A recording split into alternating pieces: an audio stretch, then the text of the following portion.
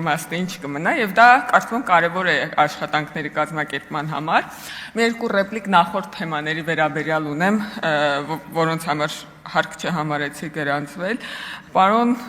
Աբրահամյան, էթիկայի հանձնաժողովի հետ կապված, երբ որ ասում եք այլ փորձագետներ ներգրավել, այդտեղ սահմանադրական կարգավորման հետ խնդիր ունենք, այս առաջարկը, եթե ռելևանտ լինի, կարող եք սահմանադրության քննարկումների ժամանակ առաջարկել, որովհետև ես կմոռանամ, լավ կլինի դուք առաջարկեք։ Պարոն Կարապետյան, ես շատ ուշադիր լսեցի ձեր նախորդ ելույթը, ոչ վերջինը, նախորդը իրական եւ պատմական Հայաստանի մասին եւ ինձ թվում էր ես կարող եմ իջնել եւ առաջարկել ձեզ անդամակցել քաղաքացիական պայմանագրին, որովհետեւ չափազանց նման են մեր տեսակետները հայեցակարգային իմաստով այդ հարցով, միայն մի վերապահում ունեմ, դուք ասում եք, թե մենք իրական Հայաստանը հակադրում ենք պատմական Հայաստանին կամ նման մի բան։ Ես ձեր բոլոր հայեցակարգային փաստաթղթերը կարդացել եմ մեկից ավելի անգամներ եւ խնդրում եմ, որ դուք էլ ժամանակ գտնեք, տրամադրեք իրական Հայաստանի գաղափարախոսության, որը մեր հայեցակարգային փաստաթուղթն է, գտնեք, թե որտեղ է այդ նախադասությունը, որտեղ այդ հակադրությունը դուք տեսել եք եւ կաք պատմեք կամ գոնե ինչ-որ ճանապարհով փոխանցեք, որովհետեւ ես այդ փաստաթղթի վրա աշխատել եմ եւ չեմ հիշում, որ մենք նման բան գրած լինենք։ Բայց ես կվերադառնամ հարցի սրտին եւ կփորձեմ անել ամեն ինչ, որպեսզի հնարավորինս տեսականացված լինի այս հարցը։ Ինձ շատ անհանգստացնում է այս հարցը, դրա համար ուզում եմ նորից վերադառնալ, որովհետեւ մենք գործ ունենք մարդկանց հետ, ինչքան էլ ոնց որ տարբեր բառերով ձևակերպենք։ Հիմա ինչ են ասում մեր գործընկերները ուժեղ Հայաստանից եւ Հայաստան դաշինքից, ասում են ինչպես կարելի է դատել կաթողիկոսին։ Այս հարցի բովանդակությունը կորչում է, երբ որ մենք սկսում ենք իրար նկատմամբ բունտ անել եւ մոռանում ենք ինչն էր հարցը։ Այսինքն հարցը ինչի թե ով է կաթողիկոսը, կաթողիկոս է թե կաթողիկոս չէ, հարցը այն է, ինչպես կարելի է դատել կաթողիկոսին։ Եվ Նաև այստեղ հիմնավորում է բերվում, չէ՞, մեր սիրելի Հայաստան դաշինքը արդեն մի տարի ասում է կաթողիկոսը ընդդատյա չէ, այսօր երեք լսեցինք, որ Մերոնը օրհնել այդ մարդուն հետևաբար չի կարելի դատել։ Այս հարցի պատասխանը ես կուզեմ իրավաբանները փորձեն ինձ օգնել գտնել, որտեղ ես իրավաբան չեմ, ես չգիտեմ հիմա ոնց որ ինչ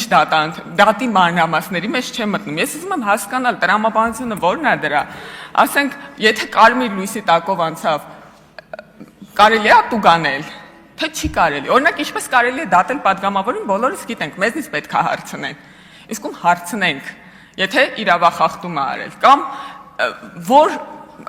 ոնց է լինում, որ ինքը օրենքներից եւ սահմանադրությունից դուրս է, բայց իրան սահմանադրությամբ եք պաշտպանում։ Տիկին Արեգա Հովսեփյանը ասում է, իր անձնագրի մեջ գրած է Գարեգին Բ։ Էլի համաձայն եմ, լավ, իր անձնագրի մեջ գրած է Գարեգին Բ։ Իսկ այդ ինչ փաստաթուղթավորի մեջ գրած է։ Անձնագիր, քաղաքացիությունը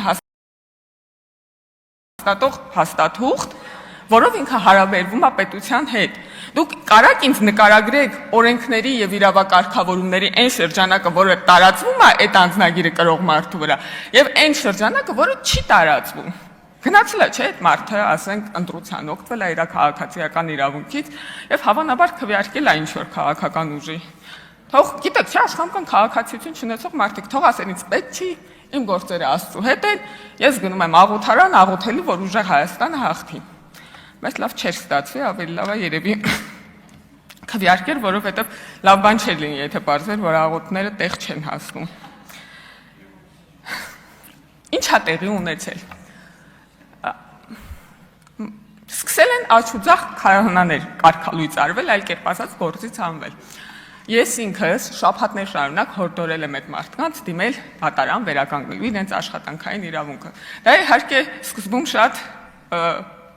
ծափուցիծաղով ընդունվեց, բայց ես ուրախ եմ, որ քաղաքացիական համարձակություն ունեցող մի քահանա գտնվեց, ով որ գնաց այդ ճանապարհով, որովհետև մենք պետք է վերջը հասկանանք, այս հարաբերությունները պետք է կարգավորվեն օրենքի միջոցով, թե Աստծո միջոցով պետք է կարգավորվեն։ Այդ մարդիկ ասում են, ես անարդարության զգացում ունեմ։ իրանք մեր քաղաքացիներն են, իրանք շատ չեն, որ այտենց ահռելի ձայներ բերեն, տոկոս փոխեն, բայց մենք պետք է այդ քաղաքացիների մասին մտածենք, թե չէ, այդ քաղաքացիները իրանք ամբողջ կյանքը նվիրել են մի ոլորտի, որից դուրս համարյա ոչինչ անել չգիտեն, այդ մարդկանց կարող է իմանան եւ կարողանան դասավանդել, բայց նաեւ նվիրում կա տեղ, չէ։ Մենք պետք է իրանց մասին հոգ տանենք, թե չպիտի հոգ տանենք, թե մենակ իրանք մեր մասին պետք է հոգ տանեն, մեր հոգևոր կարիքները սպասարկեն։ Հիմա ասում են, ես անարդարության զգացում ունեմ, ինձ հեռացրել են եւ ընթացակարգերը չեն պահել, այնտեղ պետք է փիլոնազրկեին ապաշխարության փուլ լիներ այս կողմ, ես չեմ հասկանում, Ժողովուրդ, իսկապես չեմ հասկանում։ Իսկ ինչ է ասում աշխատանքային օրենսդրությունը, պարոն Վարդևանյան, ասում է, որ եթե մարդկանց միջև փաստացի աշխատանքային հարաբերությունները ապացուցվում են, բայց պայմանագիր չկա, իրանց հարաբերությունների վրա տարածվում է աշխատանքային օրենսդրությունն ամբողջությամբ։ Իսկ իրանց միջև աշխատանքային պայմանագրեր չկան։ Էս է ամբողջ պատմությունը, էս է, բայց գալիս է տեղից ասում են ընդդատյա չէ։ Եվ կարող են այո լինել անարդար դեպքեր, ով է հիշում Հայր աղանի դեպքը։ Ինչ էր ասում Հայր աղանին մի հոգևորական, որ զանգել էր եւ ներկայանում էր կաթողիկոսի անունից, ասում էր կաթողիկոսը ասել է մորդ վերջ արի ինդիմադիր ցույցին, քանի որ քո եղբայրը մահացած է եւ մայրդ արդեն որդեկորույս է, մեզ որդեկորույս մայր է պետք։ Ես չգիտեմ ասելա թե չէ, բայց այդ կողմը խոսակցության, դիտե պարոն Ղազինյան, շատ լավ եք անում, որ դատապարտում եք։ Այդ մյուս կողմը խոսակցության հաստատել է, Հայրաղանը հաստատել է այդ խոսակցությունը։ Հայրաղանը ասում է, հա, էլի ես Աստծո ծառան եմ, էլի կաթողիկոսին հնազանդ եմ, բայց ես նաև որդի եմ, ես չեմ կարող իմ մորը բերեմ ցույցի, որովհետև սքի մեջ է այդ մարդը հիվանդ է, ոնց որ կլինի, չի ուզում ի վերջո ինքը որդի լինելն է ընտրում։ Եվ ինքը հիմա եկեղեցում չի, որովհետև ընտրել է որդի լինելը։ Երևի բան է, փորձություն է, որին ենթարկում են, բան չէ, որ հավատը փորձեն տենան կստացվի, թե չէ։ Ես չգիտեմ ինչ անի այդ մարդը, եթե չի կարա աշխատի այնտեղ ծառայի, այնտեղ որտեղ ուզում է ծառայել, հոգևոր սպասարկում անի, ասենք, եթե գնա ուրիշ տեղ չկա, գնա ինքնուրույն անի ասելու են աղանդա, որ դա էլ հոգևորականի համար շատ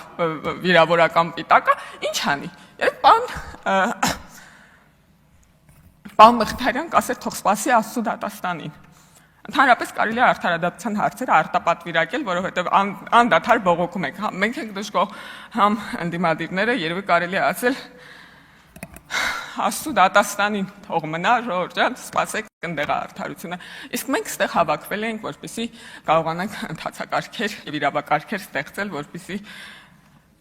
մարդիկ մեր հետ հույս էին կապում։ Իսկ ինչ է իրականում տեղի ունեցել։ Ինչ է իրականում տեղի ունեմ։ Ինչու են, ինչ պետքա լիներ։ Պետքա լիներ աշխատանքային պայմանագիր, որը կշրջանակեր հարաբերությունները, առաջին կետով կգրվեր լիազորությունները դադարում են, առաջին երբ տեղափոխվում է թեմը։ Երկրորդ, մահանալու դեպքում ենթադրում եմ, էլի պարոն Վարդևանյան, կուղղեք, եթե սխալվում եմ, կամ ձեր խմբակցությունից էլի լիքը իրավաբաններ կան, չէ՞։ Պարոն Մխիթարյան, պարոն Ասլանյան, պարոն Հարությունյան, երրորդ կետով կամ 6-րդ կետով պետք է գրված լիներ կարգալուծության դեպքում։ Եվ կփակվեր թեման, բայց չէ։